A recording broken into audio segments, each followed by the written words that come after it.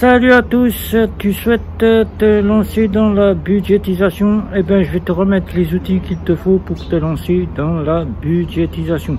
Les outils nécessaires et importants à avoir sur ton smartphone, à avoir dans ta poche, dans ta vie quotidienne, pour bien démarrer une bonne budgétisation. Ben, j'espère que vous allez bien. On se voit pour cette toute nouvelle vidéo. C'est parti. Alors, pour bien commencer une budgétisation, je le dis toujours, il faut avoir un bon compte en banque. Il faut éviter les comptes en banque au jour le jour. Il faut privilégier les comptes en banque qui sont à instantané. Voilà, instantané, les comptes en banque auxquels ce sont des comptes de contrôle de solde. Pourquoi les comptes de contrôle de solde par rapport à un compte au jour le jour? Car si tu prends un compte au jour le jour, demain, tu vas penser que tu es encore beaucoup plus riche, que tu as toujours 300 € sur ton compte en banque, alors qu'aujourd'hui, tu auras fait des paiements et que là, tout sera débité de ton compte. Demain, tu seras donc avec du hors découvert. Alors, c'est pour cela qu'il faut avoir un bon compte en banque à contrôle de solde. Et pour cela, pour avoir un contrôle de solde, tu as les banques en ligne, telles que Bourse-Banque, ou encore Fortunio avec la Phosphore, ou si tu souhaites quasiment avoir une très bonne budgétisation, tu as les fameuses fintech telles que Sumeria qui t'apporteront une budgétisation avec des enveloppes de catégorisation de dépenses, des enveloppes de catégorisation de dépenses, des enveloppes de budgétisation. Ou bien tu auras la fameuse néobanque, je te cite ici, c'est Bank avec ses sous-comptes épargne, ses sous-comptes épargne et ses sous-comptes budgétaire, c'est du sous-compte de budgétisation. Donc là, choisis bien et ne fais pas l'erreur d'avoir un compte pour penser que tu vas pouvoir budgéter, qu'il soit à débit différé, qu'il soit au débit au jour le jour, car là, ça te plombera ta trésorerie. Tu n'auras jamais une très bonne gestion de tes dépenses. La seconde partie que je te montre ici, il faut absolument que tu passes par là, tout budgétaire et moi-même te le disent, c'est le budget zéro. Avec ce budget zéro, c'est la base de tout. Tu vas commencer à pouvoir détailler avec ce budget toutes les dépenses de tes factures que tu payes, tes abonnements et internet, ainsi que tes smartphones si tu en as plusieurs ou un smartphone, ainsi que tes dépenses que tu vas effectuer durant le mois pour tes courses, ainsi que pour tes dépenses variables. Quand je dis dépenses variables, c'est les loisirs, le shopping et la santé. Donc là, je t'invite à avoir ce budget zéro, c'est très primordial. Si tu n'as pas ce budget zéro, tu ne commenceras jamais une bonne budgétisation. La partie suivante, troisième partie, c'est déjà de te dire le type de carte bancaire. Comme je t'ai dit, le compte, mais c'est le type de carte bancaire qui fait toute la différence. Le type de carte bancaire, si tu as un compte au jour le jour, c'est te ranger vers le côté des comptes à contrôle de solde. Tu as des comptes que tu peux demander très bien à ton banquier qui te remette. C'est des comptes qui s'appellent des contrôles de solde ou Visa. Un Visa, comme on l'a connu, la fameuse Visa qu'on n'a pas voulu dire. Je ne veux pas le citer ici pour ne pas faire de discrimination. C'est quasiment la première Visa qu'on peut retrouver en tant que réaliste ou qu'on peut retrouver dans d'autres sous forme de nom, puisqu'elle évolue, elle change, elle disparaît. C'est la Visa Electron.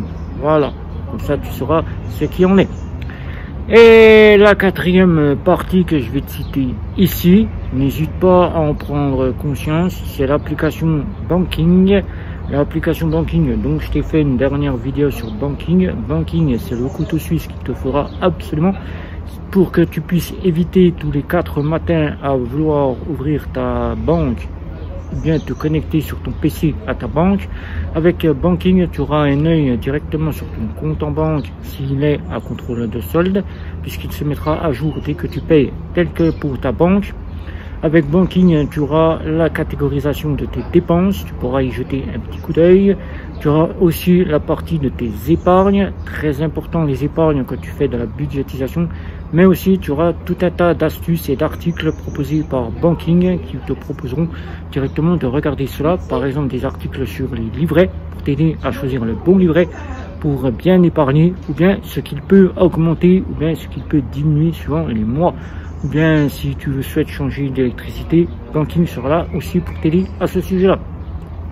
Avec Banking, tu auras aussi un gain de cashback que tu pourras te récupérer. C'est un couteau suisse qu'il faut avoir absolument dans ta poche. Et c'est celui que je conseillerais le plus pour une bonne budgétisation. Et la dernière, que je vais te montrer ici, que j'ai découvert il n'y a pas très longtemps et que j'utilise maintenant, et que j'ai fait le quotidien de mon quotidien, eh ben, c'est quasiment une application qui va te montrer le budget de tes courses. Avec ce budget de tes courses, c'est Whatibui. Whatibui que je te montre ici, Whatibui que je te montre ici sur mon smartphone. Whatibui est une application qui va te présenter le budget de tes courses en se connectant directement aux applications des supermarchés auxquels tu vas faire tes courses. Les applications des supermarchés que tu devrais avoir absolument avec ta carte de fidélité, car c'est avec cette carte de fidélité que tu vas maintenant récupérer ton ticket de caisse. Et avec ce ticket de caisse, eh ben, tu vas pouvoir directement voir sur Whatibui les dépenses que tu as effectuées, tu vois, pour avoir la budgétisation de tes courses. Mais en plus de ça, Whatibui te donnera quasiment le côté où ils vont calculer pour toi ce que tu vas devoir avoir comme budget pour le mois pour tes courses. Si tu es une personne de 4 personnes avec l'âge de 6 personnes, que tu remettras si tu as des enfants ou si tu as des personnes bien plus âgées, ils vont te calculer directement ce que tu vas devoir directement avoir. Regarde ici, tu auras le budget ici qui sera mis du nombre de personnes avec l'âge des personnes, car cette application calculera en fonction de l'âge des personnes le budget qu'il te faudra. Pour 3 personnes à la maison, 3 personnes d'environ l'âge de 40 ans à la maison, c'est un exemple que je te donne ici, eh ben, il faudra à peu près dans les 500 à 900 euros de budget course, car les personnes, plus elles seront âgées dans ton foyer, plus elles demanderont à avoir des besoins nécessaires en course. Avec cela, c'est très simple, il suffira simplement que tu connectes les magasins, ici que je vais te montrer les magasins ici, parce que tu connectes tous les magasins ici, à partir de l'application de ton supermarché que tu auras préalablement téléchargé sur ton smartphone ou que tu auras en possession, et la carte de fidélité que tu disposeras si tu en disposes d'une. Il faudra bien que tu en aies une absolument. Avec ceci, tu vas pouvoir voir toutes les dépenses à chaque ticket de caisse que tu auras fait ici, et à l'accueil, tu y verras directement ici ton budget, les réductions si tu as reçu des réductions, et si tu as acheté du bio, le sac de course si tu as acheté des sacs de course, et les tickets récents qui s'afficheront ici, les tickets récents qui s'afficheront ici avec le panier moyen et le montant. Voilà.